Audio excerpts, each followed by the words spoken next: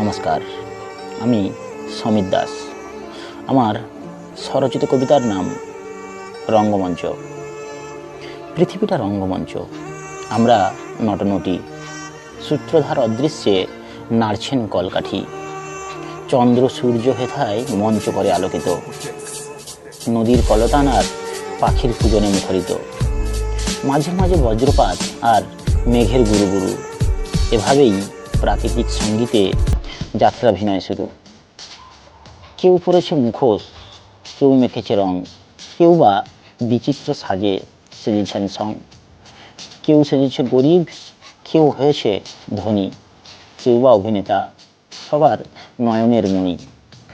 কেউ ফসল কাটে, কেউ করেন দর, কেউ ভাঙে হৃদয় হেথায়, কেউ বাঁধেন ঘর।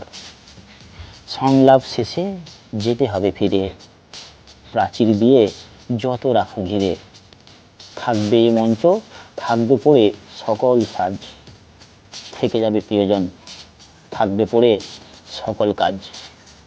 সূত্রধার নিয়ে যাবে এসে অতিথির দেশে, যবনিকার পরে অনন্ত ঘুমের দেশে।